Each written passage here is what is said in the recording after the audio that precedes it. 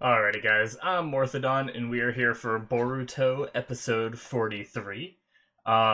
So just a couple real quick things. You'll notice the lighting is a bit different around me. I've been trying to fix up the quality of my webcam because every time I look up the quality of this webcam, it looks way better than my videos come out. So I've been messing with a few things. So if it looks worse, I'm sorry. But if you guys can just let me know what you guys think, if you think it looks worse or better or whatnot, I'm going to be making more tweaks probably, as well as tweaks to the rendering process too, to see if that can help as well. But yeah, man, everything I try just always comes out looking exactly the same, so I don't know. I'm doing my best here with what I got. The thing is the quality difference between, like, the next best webcam I could buy isn't very good, which then I get into the category of buying, like, either like a GoPro or an actual camera to hook up to the to like record the footage with, which is a late game option that I plan on doing. But anyway, and then the other thing is because I haven't plugged it in a while, and I've made some changes since then. Make sure you guys, if you're interested, check out my Patreon. I have the link down in the description. I've had full length up there the whole time, in case you want to watch the episodes uncut as well as support me. And then also there's now an option for early access as one of the tiers as well, which will get you an episode ahead, or possibly even more episodes ahead if I find the time to, watch extra episodes. Then I'll be putting them on Patreon first. So just figured I'd let you guys know about that. And yeah, I just wanted to plug it real fast since I haven't done that in a bit.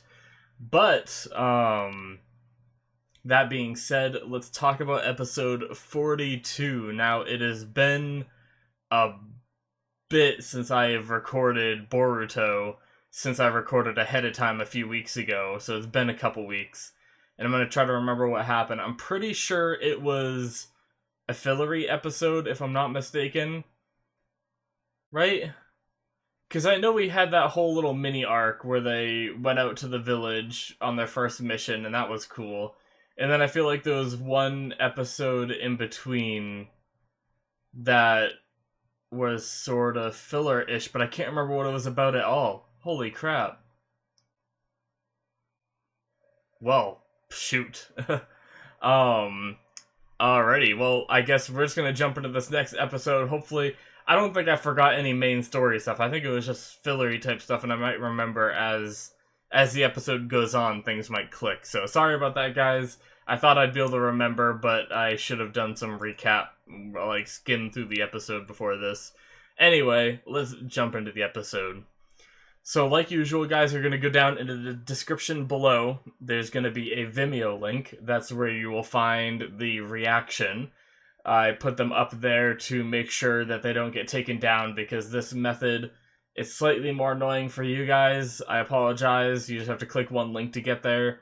But it makes it so the videos don't get taken down at all, and it's definitely needed for Boruto. Boruto is the show I started doing, like, the YouTube stuff for, and it got taken down. So did one of the other shows I was doing, and then everything just got taken down. So this is just an easy way that all the episodes can be up for you guys.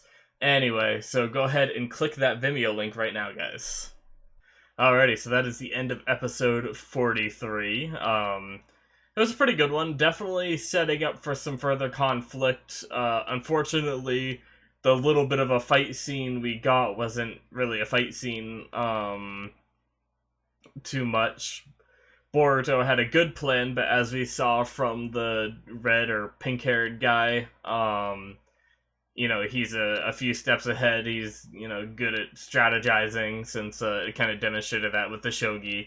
At least, I guess they haven't confirmed that it's, well, they kind of confirmed that it's him, because it sounds like the same person, like the same voice actor, I believe, and then also at the end it showed him with the same, like the bird guy with the same guy that the red-haired or pink-haired guy was with. So it's him, I'm sure. But that being said, it's interesting. It seems like this kid might be the only, like, he seems like he's part of this gang, but they don't all seem to share the same philosophy of, like, stealing from the rich and giving to the poor. They seem to be following his plans for now, but I feel like that would lead to some interesting conflict later on if this gang starts doing worse things to, innocent people, or people this red-haired guy view as innocent, and then, kind of breaks ties with them a bit, and maybe comes to Boruto's side, although, I don't know. I definitely don't agree, as I get older, I realize that, like, you gotta respect the rules that are in place, and there's other ways to try to make a difference than stealing from the rich and giving to the poor. But, I can understand why he's doing it, but, that being said, words are escaping my mind. I'm very interested in the whole ice style being back because, like I mentioned in the or during the reaction, Haku was the last ice style user I think we saw, and I thought they said he was the last one of his clan with that Kekkei Genkai. So I wonder how that works. I wonder, we don't really know exactly how that stuff gets passed on, because there could have been someone from his clan that survived that didn't have the Kekkei Genkai, but it was like a dormant gene, and then they had a kid, and it passed on, It might have been something like that that caused that Kekkei Genkai to come back. I wonder if they're capable of doing the same, like, mirror move as Haku, or if that was just something Haku developed to suit his, like, fighting style. Whereas, like, ice was really just what he could do, and he augmented his ice to make those mirrors that he could, like, step into or whatever. Although, it seems weird that he can step into the mirrors if that wasn't, like, his special move that everyone could do. Like, why was he able to step into the ice? I don't know. I guess we'll probably learn more regarding this in the future. But yeah, some very interesting stuff. What else did I like about this episode? There were a few things. I really like the scenes with Shikadai and Shikamaru. I don't know how much of it will get cut out, but just to mention it, since I did really like the scenes. I'll probably keep the scene with them together talking while the mom, I can't remember what her name was, but while the mom was telling him dinner was ready and everything, that was a funny little scene. So I'll probably try to keep that in, but a lot of the other stuff might get removed, just because, it's not as, learning shogi and stuff like that isn't as key to the story plot, and I try to keep all, like, the story threads in as much as I can. But anyway, regardless of that, I did really like the scenes of them together. That was cool. And then I like the little mini celebration they had for their first mission, I believe it was, that they all did together. That was cool. It's really nice seeing them all together here and there still, since we're not following those characters a whole lot. Like, we followed Shikadai a bit more this episode, but it's nice to see them all together again, especially, Boruto made a lot of points about not wanting the group to split up and everything as they got older and split into their groups and became shinobi and everything.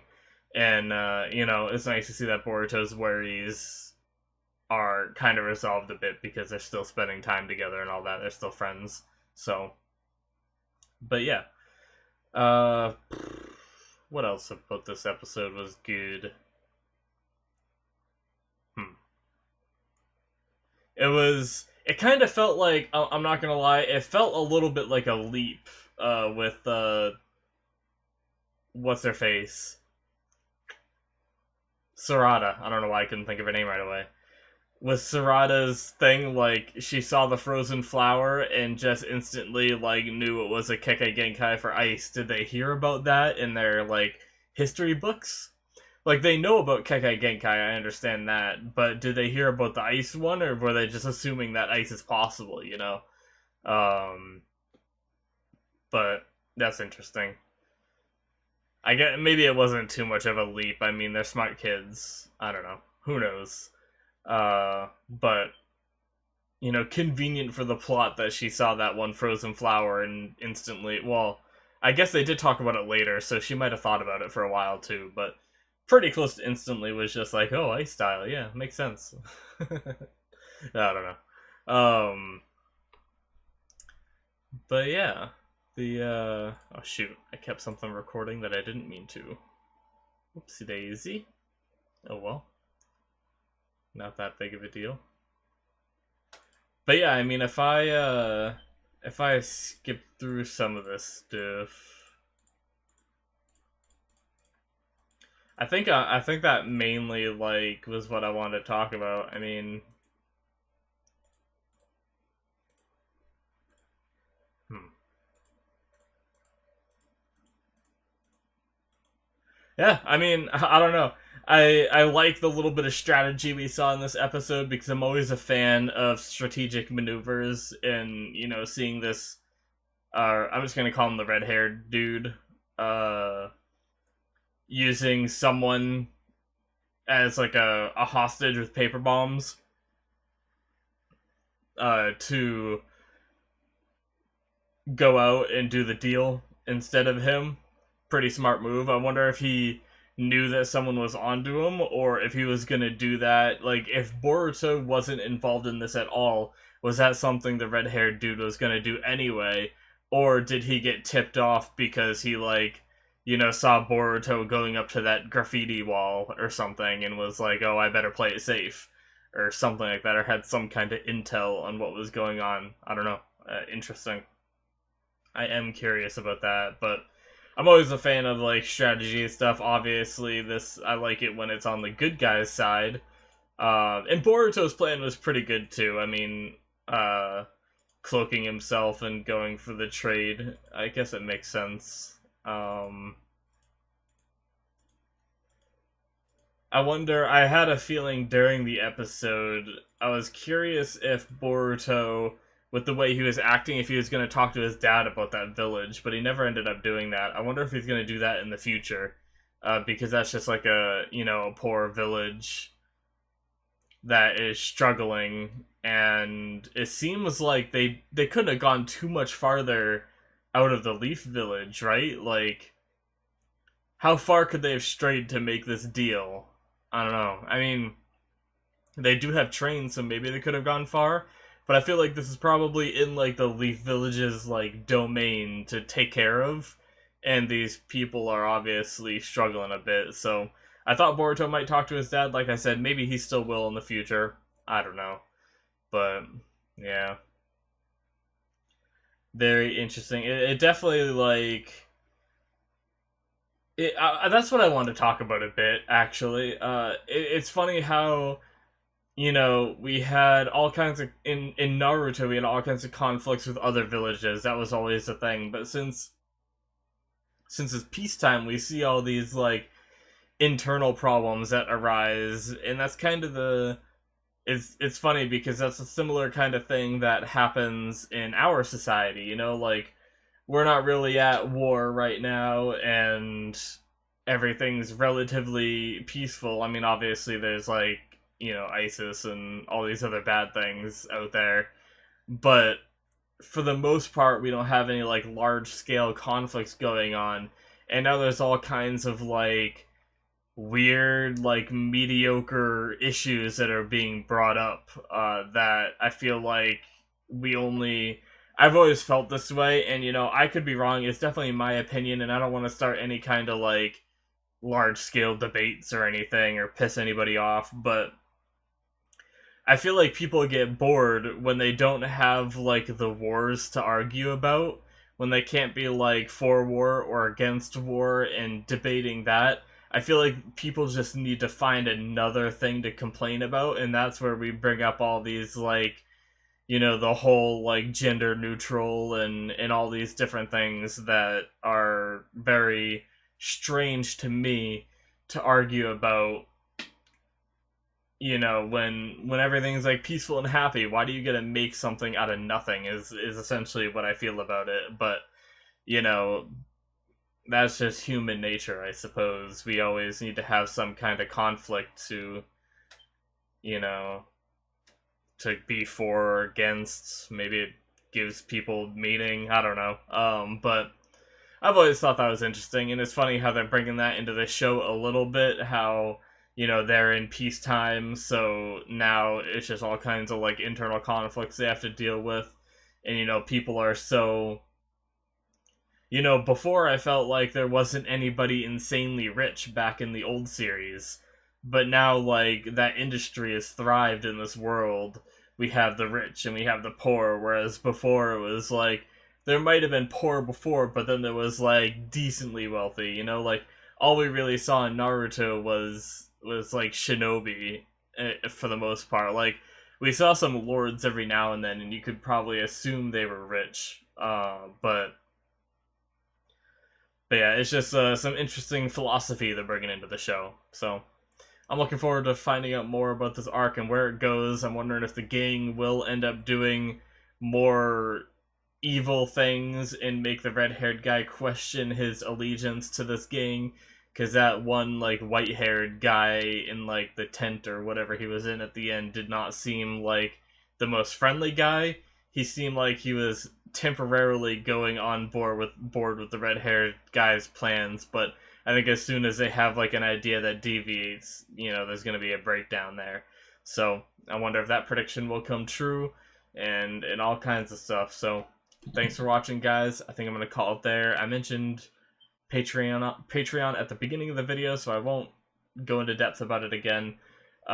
Please subscribe if you're enjoying things, and also check out my anime list in the description. You can see all the shows I've watched, and the plan to watch is shows that I want to watch on the channel. So if you want to check that out and look at all the shows I've watched, if you have any shows that you think I should watch on the channel that are not in that list, then you guys can let me know in the comments, and I will add it to the list, and maybe it will get picked as something I watch next.